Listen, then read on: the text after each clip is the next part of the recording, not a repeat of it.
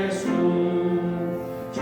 예수께서 영원히 어제나 오늘이나 그 이름으로 우리에게 장독을 내리신다. 주 앞에 내가 엎드려 그 이름 찬송하며 내 귀에 들린 말씀 중 귀하신 이름 예수.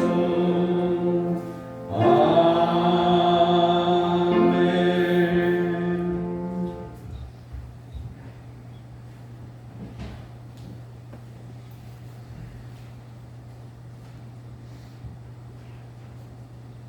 영원토록 존귀와 영광을 받으실 하늘에 계신 우리 아버지,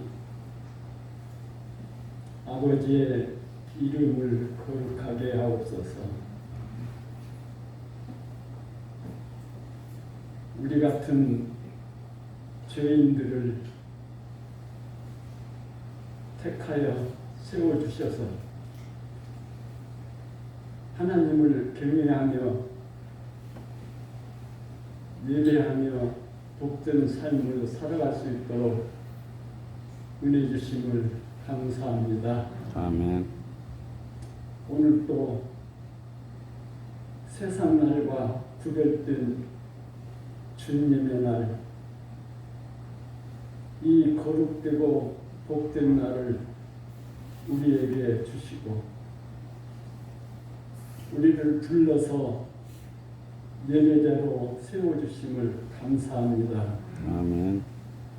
이 시간 거룩하신 여호와 아버지 하나님께 예배드릴 때에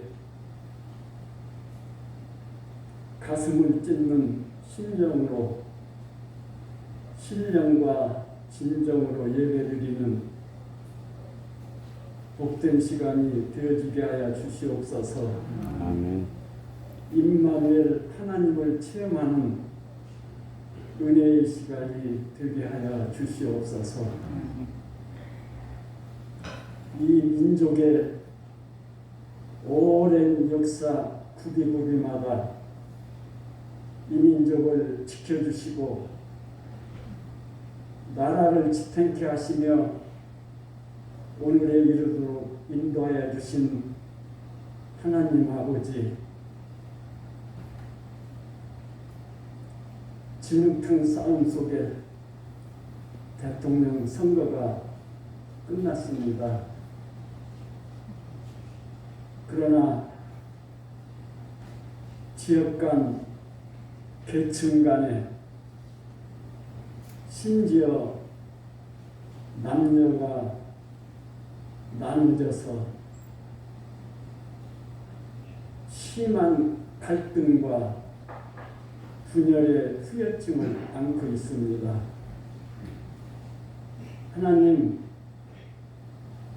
하나님의 지극하신 은혜와 사랑으로 이 민족이 하나 되게 하여 주시고 아멘.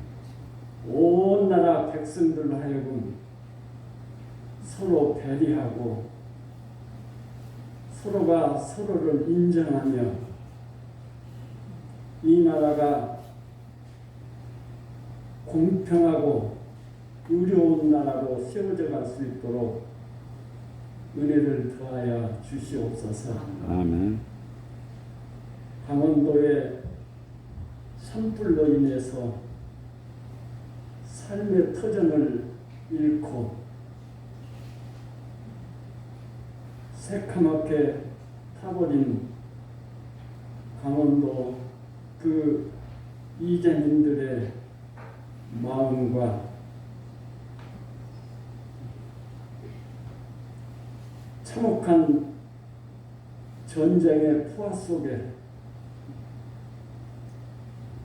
심한 공포에 사로잡혀 있는 우크라이나 민족들의 심령 속에 하나님 나라가 임하기를 기도합니다. 아멘. 나라와 권능과 영광이 영원히 아버지 하나님의 것입니다. 예수 그리스도 이름으로 기도합니다. 아멘.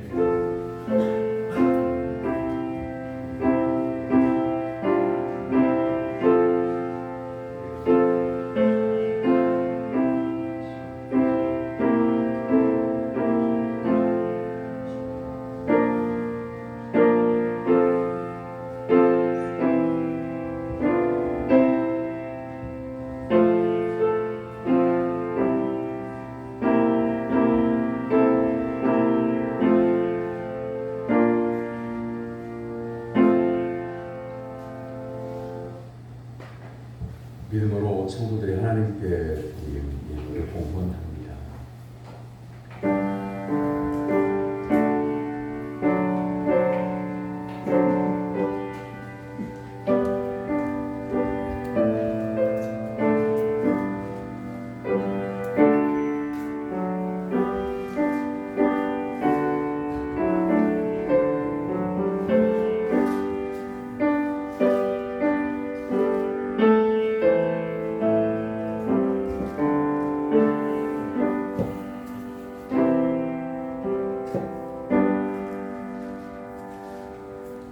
예수님을 구원자로 보내주신 사랑의 하나님 아버지, 지난 한 주간 동안에도 변함없는 사랑으로 저희들을 지켜 보호하여 주심을 감사드립니다. 나날이 극성스럽게 번지는 전염병에서 저희들을 지켜주신 은혜에 감사를 드립니다. 지구촌 곳곳에서 일어나는 전쟁과 지진, 국내에서 발생한 산불로 인하여 울고 있는 이들이 있음을 기억하여 주시고 하늘 위로를 내려주시길 원합니다. 하나님 앞에 나올 때에 지금까지 부어주신 하나님의 은혜에 감사하는 마음을 이 물에 담아 드리오니 받아 주시옵소서. 믿음으로 수입의 11조를 드리는 그 믿음의 손길을 어루만져 주시옵소서. 모든 것이 하나님의 은혜임을 고백하며 감사의 예물을 드리는 그 심령에 하늘의 신령한 것과 기름진 것으로 가득 채워 주시옵소서. 아버지 하나님, 우리 박순기 원사님이 여전도 연합회 정기총회를 잘할 수 있도록 인도해 주신 하나님께 영광 올려드리며 감사의 예물을 올려드립니다. 하나님의 거룩하신 손으로 안수하여 주시고 성령의 기름을 부어 주셔서 그 직임을 잘 감당할 수 있도록 은혜를 베풀어 주시옵소서. 아멘. 하나님께 작정한 대로 준비하여 주제헌금과 건축헌금과 일천번제와 선교헌금을 드립니다. 이 예물을 마중물로 사용하여 주셔서 더 풍성한 열매를 맺을 수 있도록 도와주시옵소서. 승리를 믿음으로 구별하여 드리는 성도를 기억하여 주시고 하늘의 생명책에 기록하여 주시고 생활의 기업이 번성하도록 인도하여 주시옵소서. 이 모양 저 모양으로 봉사하는 성도들에게 신령한 은혜와 기쁨을 허락하여 주시고 이 예물이 사용되는 곳에 십자가 구원의 역사가 이루어지게 하여 주옵소서. 예수님의 이름으로 기도하옵나이다. 아멘. 하나님께서 오늘 우리에게 주신 말씀은 고린도후서 4장 3절에서 6절까지입니다.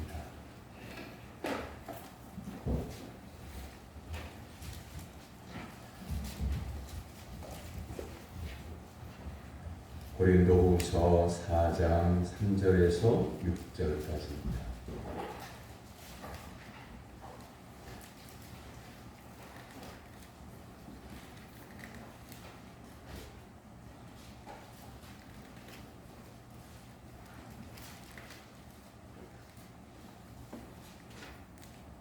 고린도후서 4장 3절에서 6절까지의 살아계신 하나님의 말씀을 저와 여러분이 한 절씩 교독하겠습니다. 만일 우리의 복음이 가리었으면 망하는 자들에게 가리어진 것이라. 그 중에 이 세상의 신이 믿지 아니하는 자들의 마음을 혼마하게 하여 그리스도의 영광의 복음의 광채가 비치지 못하게 함이니 그리스도는 하나님의 형상이니라. 우리는 우리를 전파하는 것이 아니라 오직 그리스도 예수의 주 되신 것과 또 예수를 위하여 우리가 너희의 종된 것을 전파하니라. 어두운 데에 빛이 빛이라 말씀하셨던 그 하나님께서 예수 그리스도의 얼굴에 있는 하나님의 영광을 아는 빛을 우리 마음에 비추셨느니라. 아멘. 이는 살아계신 하나님의 말씀입니다. 거룩과 복된 주님의 날에 하나님께 예배드리기 위해서 시간과 정성과 믿음과 임무를 준비하고 나온 사랑 성도 여러분에게 하나님께서 오늘 주시려고 예비하신 하늘의 신령한 은혜가 임하게 되기를 주님의 이름으로 축원합니다. 아멘. 옆에 있는 분 바라보고 인사합니다. 반갑습니다. 반갑습니다. 말씀의 은혜 받읍시다. 말씀의 은혜 받읍시다. 주 안에서 사랑하고 존경합니다. 주 안에서 사랑하고 존경합니다. 여러분들은 가족들의 마음을 잘 알고 있습니다. 힘들어하고 어렵고 가족을 위해서 수고하고 애쓰면서 그 마음이 힘든 것을 감추고 사는 가족들의 마음을 헤아리고 있습니다. 예전에 드라마 가운데에 투명인간 최장수라고 하는 드라마가 있습니다. 젊은 경찰관인데요. 젊은 나이에 치매에 걸립니다. 그래가지고 기억이 하나씩 사라져요. 자기의 집을 잃어버리기도 하고 가족이 어떤 가족인지를 잘 모르더라고요. 그래서 이 경찰관이 어느 날 가족들에게 그리고 정말 친한 지인들에게 제안을 해요. 내가 살아생전에 내 장례식을 하려고 하는데 같이 해주라. 주변에서 난리죠. 젊은 사람이 멀쩡하게 건강한 사람이 무슨 장례식이냐고 정신 나간 짓이라. 근데 진심 어린 부탁에 장례식을 하게 돼요. 살아있는 채로 장례식을 하는데 마지막 유언을 하는 거죠. 다음 생에도 지금만 같으면 참 좋겠다. 지금 장례식을 하기 전에 자기의 병을 알렸어요. 기억이 사라져간다. 기억이 사라져가기 전에 기억이 사라지고 난 다음에 내가 젊어서 오랫동안 치매로 살 건데 그렇게 비참하게 살기 전에 내가 지금 이 마음을 가족들하고 친한 분들에게 전하고 싶다. 그래서 이제 열린 건데요.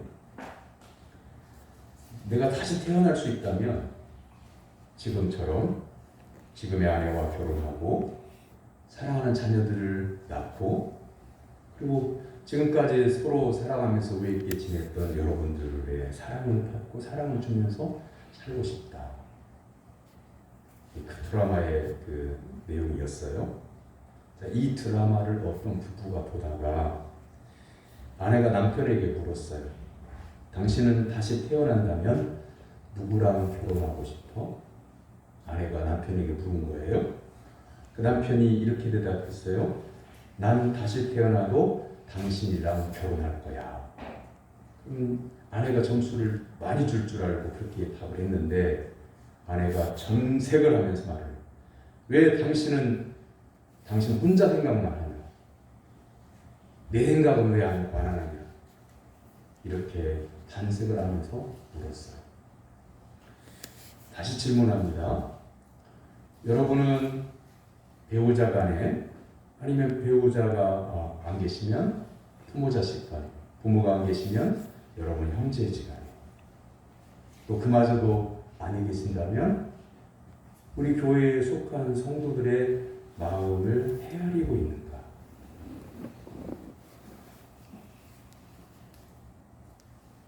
조금 조심스러운 예이긴 한데 여러분은 지금 제가 신광교회 담임 목사로서 예배를 인도하고 코로나 시대의 성도들의 영육을 위해서 기도하고 그런 심정을 여러분 아십니까? 지금 이 순간에 제 어려움은 뭘까요? 딱 봤을 때 그냥 어려움 없어 보여요. 제가 지금 제일 힘든 게 뭐냐면 마스크를 끼고 예배를 인도한다고 하는 게 지금 이 안에서는 계속 말을 하고 입김이 뿜어져 나오니까 마스크 안에 이 언저리는 지금 뜨거워요. 그리고 마스크가 불량인지 부풀하기 하나가 일어나가지고 콧구멍 속으로 왔다 갔다 하고 불편해. 말 한 번 할 때마다 숨 한 번 쉴 때마다. 여러분 아십니까? 이 신광교회 본당과 교육관과 화장실과 그리고 여성들의 신방의 노대매 집과 또 어디 당회실과 목양실과 또 주차장과 화단과 담 바로 옆에 있는 동네 골목길과 이렇게 똑같이 우리는 예배하는 자리로 왔다가 똑같은 그런 환경을 보고 교회를 보고 예배를 드리고 갑니다. 근데 지난 한 주간 동안 누가 이 주차장을 쓸었으며 골목길을 쓸었으며 누가 막힌 하수도를 뚫었으며 누가 기름을 채웠으며 누가 난로를 관리했으며 누가 이 성전을 쓸고 닦았으며 누가 전기를 관리했으며 누가 수고했으며 그거 아십니까? 우리는 그냥 바삐 생활하다가 예배 시간 되면 와서 예배 드리고 오늘 말씀에 은혜 받아서 또 오늘 선물을 봐서 좋았어. 누구나 안 나왔던데 웬일이지? 이 정도 생각하고 가는. 근데 그러기 전에 백조의 호수가 우아하잖아요. 차이코스키의 백조의 호수라고 하는 그 음악이 얼마나 아름다운지 몰라요. 그리고 화면에 아름다운 호수에 백조가 몇 마리가 하얀 백조가 우아하게 아무 소리도 없이 그 수면을 미끄러지면서 쫙 헤엄쳐. 그 음악이 백조의 호수 음악이 때로는 부드럽게 때로는 장엄하게 울려나올 때 좋다. 그런데 그 백조의 호수에서 수영을 하고 있는 헤엄을 치고 있는 우아한 백조의 다리는 물 밑에서 보이지 않는 물 밑에서 수도 없이 호우적거리고 있다는 거 아십니까? 그 음악이 아름답게 들려지기 위해서 그 하나의 악기를 맡은 그 음악가가 밤새 연습하고 몇 날 며칠 동안 틀리는 부분을 고치고 진땀을 흘리면서 수고했던 그 수고가 숨겨져 있는 거예요. 여러분은 남편의 마음을 아십니까? 아내의 마음을 아십니까? 부모님의 마음을 아십니까? 자식이 거꾸로 어른이 여러분 아들 딸들의 그 아픔을 아십니까? 그냥 매일 겉으로 보면 멀쩡한데 속으로 병들어가거나 속으로 힘들어하는 그 아픔을 아시느냐는 말씀입니다. 남자는 강할 것 같잖아요. 예를 들면 어머니가 되는 성도님들 계시고 아버지가 되는 성도님들 계신데 언제나 남자 그러면 강하고 우직하고 뭐든지 다 해내고 어려움이 없을 것 같은 내가 해결할게 그게 겉으로 큰소리치는 말일남정 일단 겉으로 봤을 때 남성 그러면 강하잖아요. 그런데 목회를 오랫동안 하면서 신방을 하면서 예를 들면 아내만 믿는 가정에 남편은 예배를 드리러 간다고 하면 자리를 피해주고 아내가 되는 그 성도님을 만나서 예배를 드리고 신방을 할 때의 그때보다 남편만 믿는 경우가 있어요. 아내는 그런 경우에는 우리는 안 믿는 남편이 믿는 아내를 핍박을 심하게 할 거라고 생각하잖아요. 그런데 남편이 믿고 아내가 안 믿으면요, 이 남편은 치욕 같은 생활을 해요. 물론 이 아내만 믿고 남편이 안 믿는 경우에도 남편이 신앙을 이해해주지 못하는 불편함도 있고 힘든 경우도 있어요. 근데 그 힘든 것보다 남편은 믿는데 아내가 안 믿으면 아내가 계속해서 뭔가를 시비를 걸고 교회를 못 가게 하고 예배드리고 갔다 오면 막 긁고 속을 긁고 그 남자 성도가 믿지 않는 아내 때문에 지옥 같은 생활을 해요. 그러면서 그렇게 태산 같았던 아버지 같은 모습을 한 그 남자 성도가 꺼이 울어요. 신방을 받다가 말씀을 듣다가 기도를 듣다가 가슴을 치면서 꺼 울어요. 그런 성도님들은 저는 많이 만났어요. 겉으로 보이니까 남자가 강한 것 같지만 오히려 그 속은 더 아픔이 가득 차 있을 수도 있다고 하는 거죠. 그래서 그런 분들이 가족을 위해서 일하다가 몸에 병을 얻어서 쓰러져가지고 병원에 입원을 하면 막 그런 분들이 한없이 약해집니다. 죽음이 오는 것이 무서워서 그런 게 아니고요. 내가 죽으면 내가 지금까지 가족을 위해서 벌어서 가족을 먹여 살렸는데 누가 죽으면 이 가족들을 누가 먹여 살리냐 그 말. 그것 때문에 자들이 그러더라고요. 김현승 시인의 아버지 마음이라고 하는 시가 있어요. 한번 들어보세요. 바쁜 사람들도 굳센 사람들도 바람과 같던 사람들도 집으로 돌아오면 아버지가 된다. 어린 것들을 위하여 난로에 불을 피우고 그네의 작은 못을 닦는 아버지가 된다. 저녁바람에 문을 닫고 낙엽을 줍는 아버지가 된다. 세상이 시끄러우면 줄에 앉은 참새의 마음으로 아버지는 어린 것들의 앞날을 걱정한다. 아버지의 눈에는 눈물이 보이지 않으나 아버지가 마시는 술에는 항상 보이지 않는 눈물이 절반이다. 아버지는 가장 외로운 사람이다.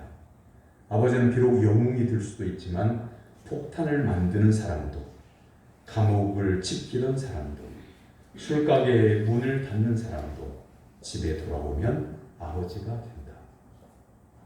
여기에서 폭탄을 만드는 사람이라는 말은 건달, 폭력배일 수도 있고요. 감옥을 지키던 사람은요, 죄를 지어서 감옥에 살고 있는 사람을 말하는 거고요. 술가게에 문을 닫는 사람이라는 말은 술집을 운영하는 그런 사람들. 집에 돌아가면 자식들에게는 아버지가 된다. 제가 실제로 어떤 아버지도 봤냐면요, 어렸을 때부터 도둑질로 살았어요.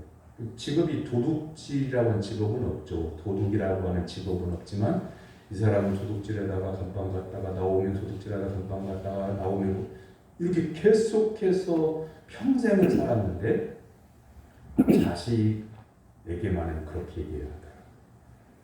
자식이 친구의 학용품을 훔쳐가지고 선생님이 그 아버지를 불렀어요. 당신 아들이 이랬습니다. 그러니까 선생님 앞에 죄송합니다. 그 학생에게 물어주고 그리고 아이를 데리고 오면서 길바닥에서 주저앉아가지고 야 이놈아 도둑질은 하지 말아야지. 배가 고프면 거지가 될지라도 도둑질은 하지 말아야지. 평생 도둑질로 감방 왔다 갔다 하는 아버지가 아들한테 친구 학용품 훔친 그 아들에게 눈물로 호소한다. 그게 아버지의 마음입니다.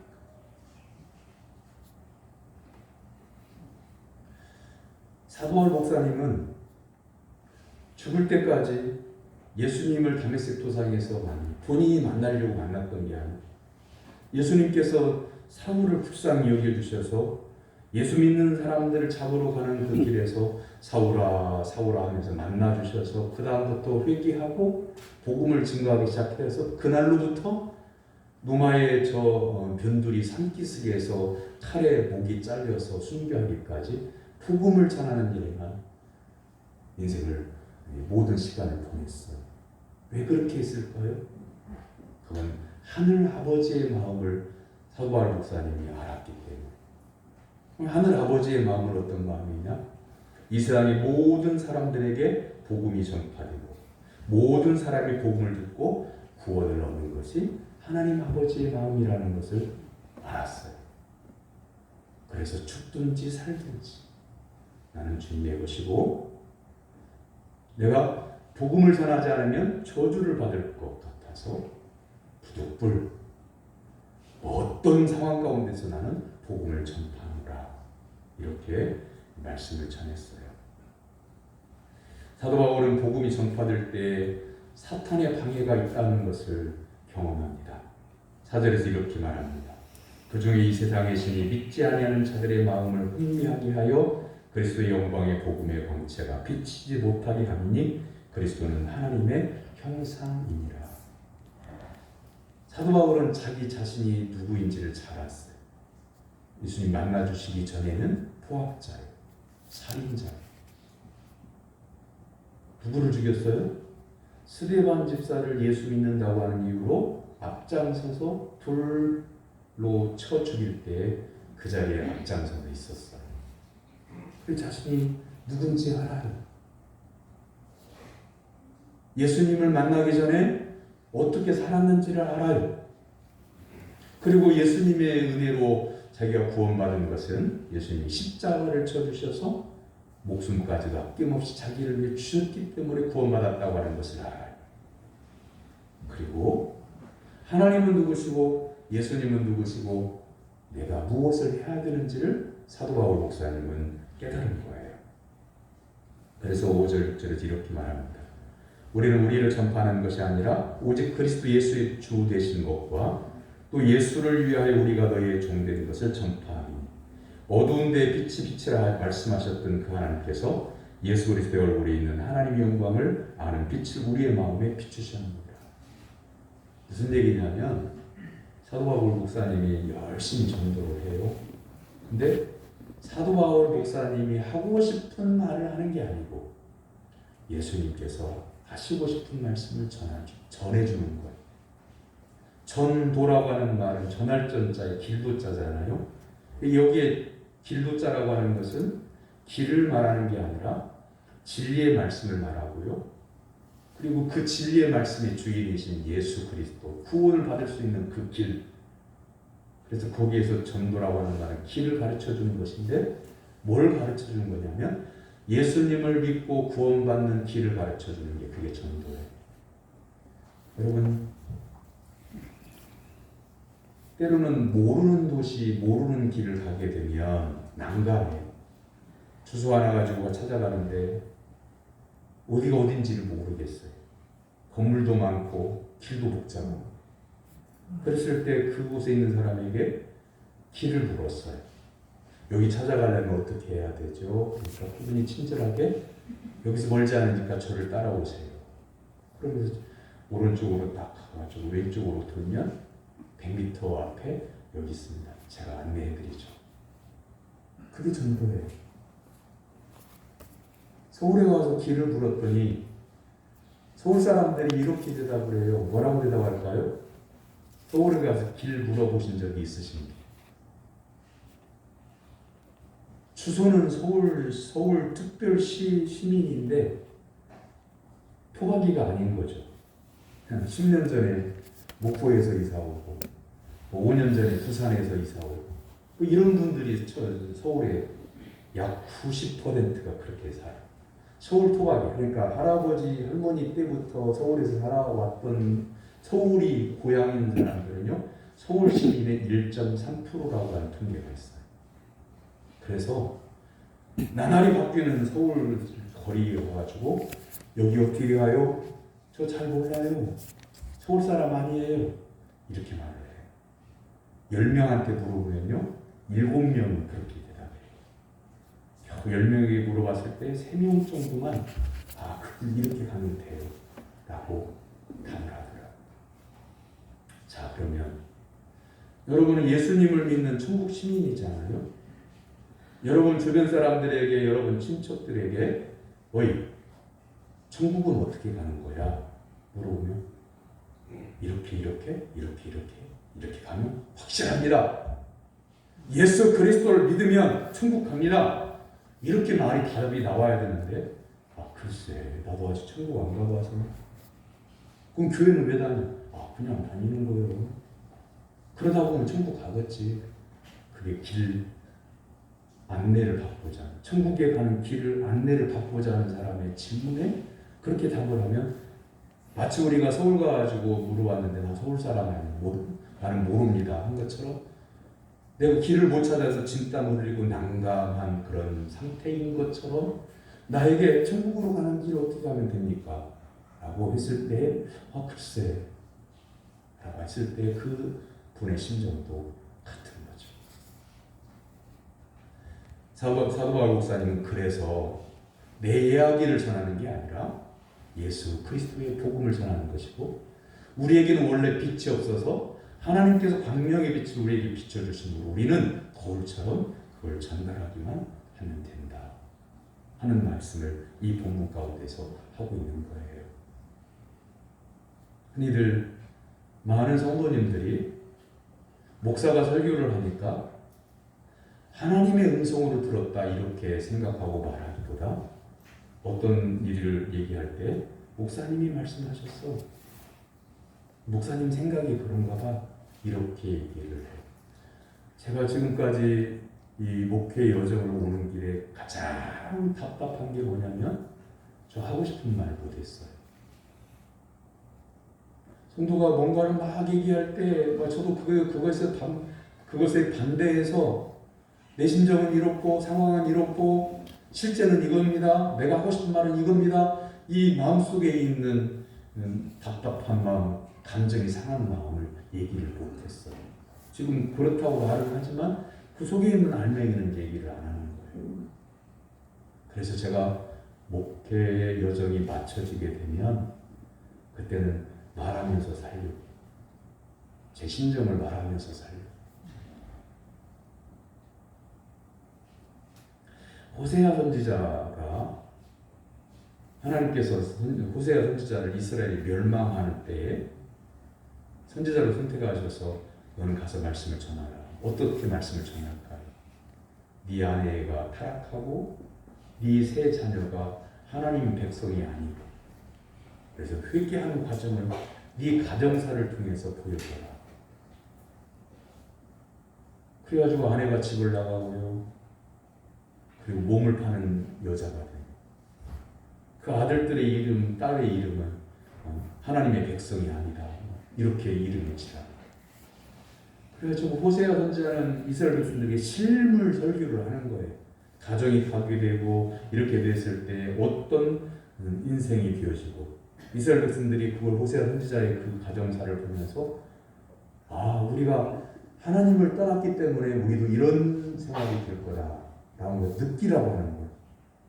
근데 이스라엘 백성들은 그걸 보면서 선지자가 그러면서 오히려 선지자를 험담을 잡고 욕하고 그러죠.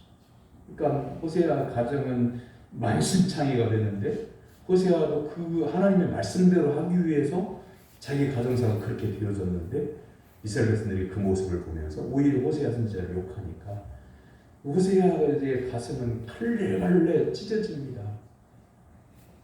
그것을 통해서 하나님이 우리에게 알려주신 게 뭐냐면, 하나님 아버지의 마음이 택한 백성, 애굽 땅의 노예에서 해방시켜 주시고 땅 한 평 값 내지도 않았는데 가나안 땅 그 나라 전체를 선물로 주시고, 먹이시고 입히시고 신발에 헤어지지 않도록 도와주시고 만나를 내려주시고 메추라기를 내려주시고, 이렇게 급진하게 보살핀 이스라엘 백성들이 배반하는 그 아버지의 마음이지만 계속해서 나는 너에게 구원의 말씀을 전한다.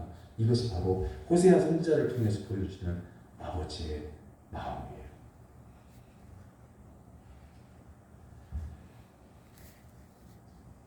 사랑하는 성도 여러분, 그저 그냥 교회 다닐 수 있는 정도만 되면, 아니면 대부분의 성도님들이 말씀을 사모하고 예수 그리스도를 사모하면서 나는 주님 뜻대로 살겠다, 그리고 말씀에 은혜받고 기도하면서 감사함을 하는 성도님들이 대부분이지만, 현대화된 이 시대에 세상의 조류에 세상의 풍조에 맞춰서 교회도 편리해야 된다 라고 하는 의견이 더 많고, 또 교회 가고 싶지 않은데 내 체면이 있어서 라고 겨우 교회로, 그런 경우가 있을 수도 있습니다. 지금까지 내가 50평생, 60평생, 70평생, 80평생 교회를 주일을 한 번도 빠진 적이 없으니 내가 신앙생활 잘하고 있다. 이것보다 오늘의 심정이 중요한 거예요. 하늘 아버지의 마음을 알고 예수 그리스도께서 나를 위해서 어떤 희생을 하셨고, 또한 성령님 하나님은 연약한 나를 이끌어 주셔서 오늘 여기까지 구원의 은총을 베풀어 주셨다고 감사하면서 오늘 지금 삼일째 하나님을 만나는 게 중요한 거지. 80년 신앙에 지난 여정이 나는 80년이라고 하는, 아니 그보다도 우리 집안은 5대째 신앙생활하는 믿음의 과정이야. 이게 중요한 게 아니야. 우리나라 개신교 역사만 해서 140년 가까이 되는데 140년을 25로 나눠보면 약 6세대 가까이 가는데, 6세대에 걸쳐서 예수님을 믿는 집안이라고 할지라도 6대째 내려오면서 그 손자가 교회를 떠난 사람들도 있어요. 그러니까 6대째 가족이 신앙생활한다는 게 아무 의미가 없는 거예요. 오늘 내가 지금 예수님을 정말 믿고 있느냐? 오직 하나님만을 바라보면서 나는 하나님 아버지의 마음, 내가 죄악 가운데 있을 때 갈갈이 찢겨지는 하나님 아버지의 마음을 내가 알 수 있었다. 그리고 내가 하나님 앞에 온전히 바로 서기를 원한다. 그래서 하나님께 나가야지, 그래서 교회를 가야지, 이렇게 결단하는 믿음의 생각이 있는 지금, 이것이 중요한 겁니다.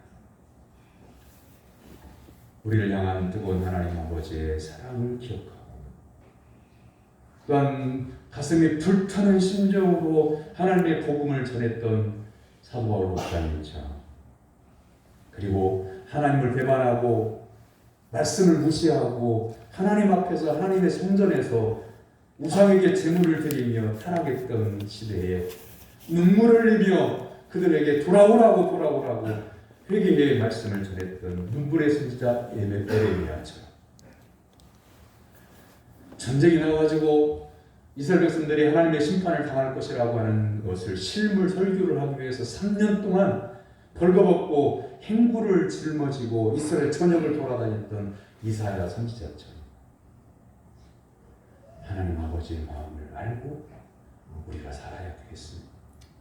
어떤 일을 많이 해서 사람들에게 내가 이런 일을 했다 공치사 받고 칭찬받으려고 하는 그런 마음이 아니라, 내버려뒀으면 나도 지옥에 떨어질 죄인 중에 죄인이었는데 하나님 아버지께서 예수 그리스도를 통해서 십자가에 달리게 하시고 나를 대신에 살려주신 그 하나님의 사랑에 감사해서 아버지의 마음을 알고 신앙생활을 해야 하겠습니다. 사랑하는 성도 여러분, 남을 구원하는 것은 내가 할 수 없는 일이라 할지라도, 사랑하는 성도 여러분의 마음, 여러분 자신의 마음은 여러분이 하나님 앞으로 세울 수 있음을 기억하고, 선지자들이 죽고 말씀을 전하는 선지자들을 잡아가두고 할 때에 하나님 아버지께서 그 선지자가 죽어가는 것을 보고 안타까워하시면서도 죄인을 구원하셔야 되니까 끊임없이 말씀을 전하라 하셨던 그 하나님 아버지의 마음은 전도하는 사명이 커서이기보다는 바로 지옥 갈 수밖에 없는 내 영혼을 사랑해 주셨기 때문에 말씀을 전하라, 선지자를 통해서 목사를 통해서 우리에게 하나님께서 말씀을 전하라고 하신 이유가 거기에 있는, 사랑하는 성도 여러분, 하나님 마음을 알고 여러분 가족들의 힘든 마음을 알고 이웃의 상처난 마음을 알고 내가 왜 구원받았는지, 어떻게 구원받았는지, 그리고 예수님은 나에게 어떤 분이신지, 하나님 아버지는 나에게 어떤 은혜를 베풀어 주시는지를 깨닫고 감사하면서 신앙의 남은 여정을 믿음으로 살아가게 되기를 주님의 이름으로 축원합니다. 아멘. 기도하겠습니다.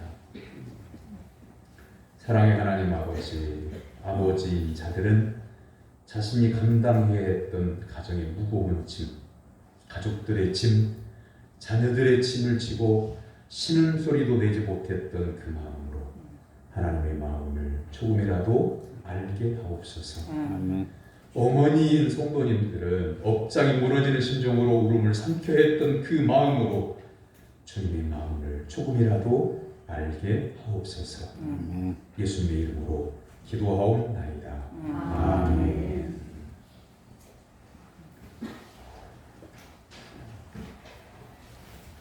사순절기가 지금 세 번째 주일인데요. 얼마 남지 않았습니다. 새벽기도에 참여하시고 예수님의 십자가를 묵상하십시오. 오늘 일부 예배 마친 다음에 정기당에 있습니다. 오늘은 여전도의 올레이의 날입니다. 22일 날 화요일 날 오전 11시에 우리 교회에서 전북로에 한목회가 있습니다. 한목회라고 하는 것은 한일장신대학 출신의 목회자들, 전라도 전북 노회안에 한일장신대 출신의 목회자들의 모임입니다. 화분을 이름을 밝히지 않고 헌물했습니다. 그리고 감사한 일은 이 박승희 원사님이 어제 있었던 전북노예 전도연합회에서 총회에서 그 회장에 취임을 했습니다. 맡겨주신 이 직책을 2년의 임기 동안에 하나님을 영화롭게 그리고 만인을 기쁘게 또 우리에게도 기쁨이 되고 섬길 수 있도록 관심과 기도를 부탁드립니다. 제가 그런 적은 별로 없는데 우리 권사님 잠깐 일어나시고 격려와 그리고 앞으로 기도하겠다고 하는 그런 약속의 의미를 담아서 박수 한번 하겠습니다. 임기 마칠 때까지 여전도연합회를 위해서 기도해 주시기를 바랍니다. 옆에 있는 분 바라보시고 이렇게 예상합니다. 예수님만 바라보고 승리합시다. 예수님만 바라보고 승리합시다. 다 같이 일어나서 57장 찬송드리겠습니다.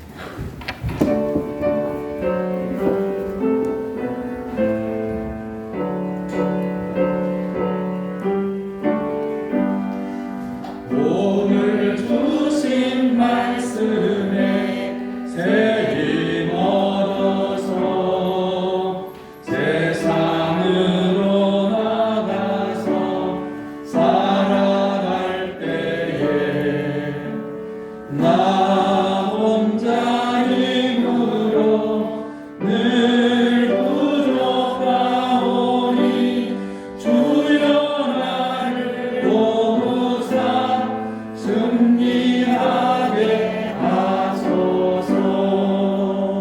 아멘.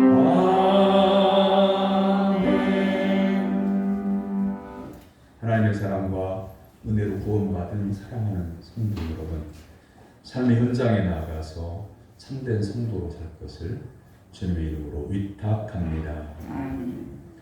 연약한 성도를 일으켜 위로하시는 우리 구주 예수 그리스도의 무한하신 은혜와 당자를 기다려주시는 하나님 아버지의 지극히 크신 사랑하심과 새롭게 하시는 성령님의 교통 감화 감동하심과 동행하시는 은사가 참 빛을 받아 세상에 비추며 살 것을 결단하는 성도들 머리 위에 이제부터 영원까지 함께 하시기를 축원하옵나이다. 아멘.